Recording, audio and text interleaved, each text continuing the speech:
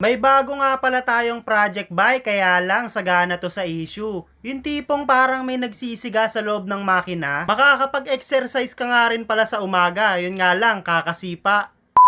Kung usapang patipiran nga lang pala sa gasolina, isa ang Honda Wave 100 sa napakatipid sa gasolina noon. Kaya naman ito yung gagawin nating project bike ngayon. Kaya kahit tirik ang araw ngayon, pumunta na ako sa garahe para masimulan na natin to. Medyo marami tayong gagawin dito dahil karamihan sa pyesa niya palitin na. Medyo malupit nga rin pala yung upuan nito, naka quick release na. Wala nang susi-susi, iaangat mo na lang, pwede ka nang magpagas. At dahil nga hindi ko alam yung istorya ng motor na to, ang una ko nga palang ginawa rito, pinalitan ko ng langis. Kaya agad-agaran kong binuksan yung drain ball para mapalitan na natin to. Medyo hindi na nakakapagtaka na maitim na talaga yung langis niya kasi sa itsura pa lang, literal na napabayaan talaga. Sabi nga pala ng may-ari, bagong change oil lang pala to. Yung pala, kailangan ni change oil kasi konti na lang yung lumabas na langis. Wala nang napatak masyado eh. Ito na lang, sakto.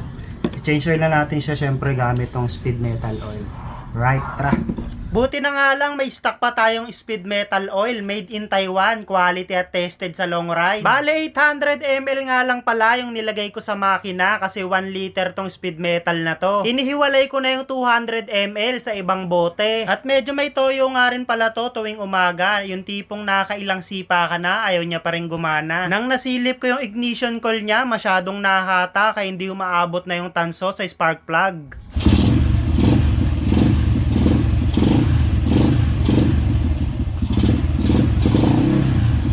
Halos wala nga palang mapapakinabangan sa pyesa nito dahil lahat halos palitin talaga. Yung shock, yung rim, tsaka yung rayos, lahat may tama talaga. Halos 7 na taon na nga pala yung nakalipas noong huli ako nakapag-drive ng ganitong motor tapos galing pa sa Metro Manila. Medyo nakaka-excite pero mas lamang yung kaba dahil baka bigla ako itirik ng motor na to. Buti na nga lang napakiusapan sa dasal, hindi ako tinirik, safe ako nakauwi. At dahil nga ilang taon to napabayaan, medyo tumigas na rin pati yung mga ehe at tornilyuhan nito. Kaya gumamit na tayo ng racing martilyo para lang maitulak yung ehe. Buong kaha nga pala nito yung papalitan natin kaya tinanggal ko yung gulong para matanggal yung front fender. Napansin ko nga pala yung caliper sa harap sagana sa putik kaya pala halos wala na tong preno. Halos may 1 kilong putik nga rin pala to sa likod ng front fender kaya naman nahirapan ako hanapin yung tornilyo, kailangan ko panlinisin yung putik. Hindi nga lang pala kalawang tsaka putik yung meron dito sa motor na to. Parang binahayan na rin siya ng gagamba kasi sobrang daming sapot dito.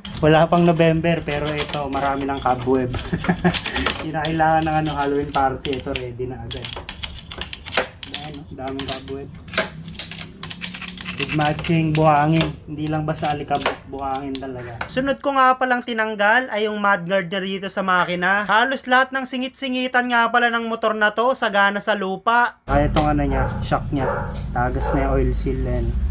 Natuyo na yung putik na may kasamang oil.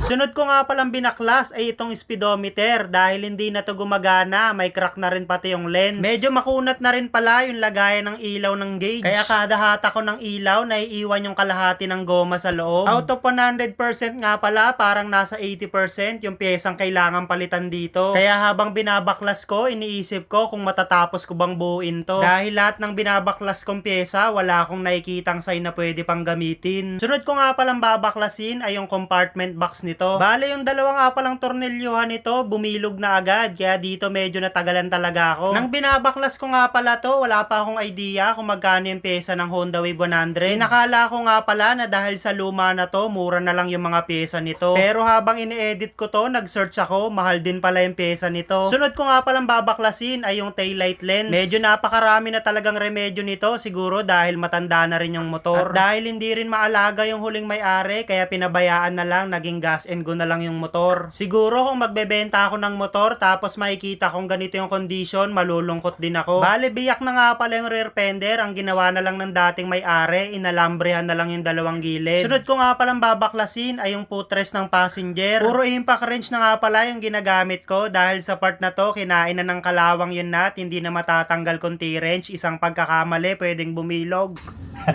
Sobrang kalawang na yun. Halos may crack na rin yung swing arm. Negative na to. Ayan o.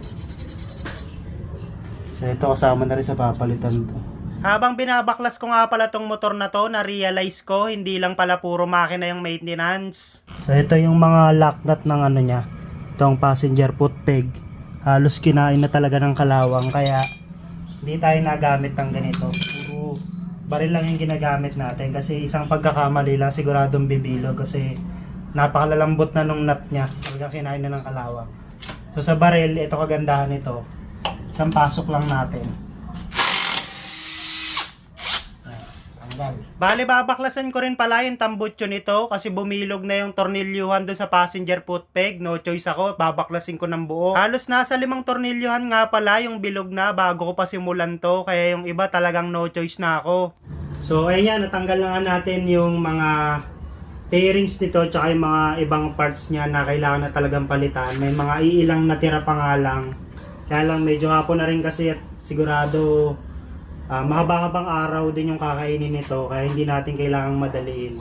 So nakikita nyo ito yung itsura niya ngayon. Yung panloob niya, grabe talaga sa alikabok. Hindi nga alikabok, talagang putik na may halong langis. Tsaka yung sa head, sa block niya, puro tagas na yung mga oil seal. So sisilipin din natin yan. Tapos yung mga kadena, sprocket, halos lahat wala tayong papakinabangan dito. So baka nyo yung susunod na episode natin sa pagpapapogi nitong Honda Wave na to. Alright, let's go!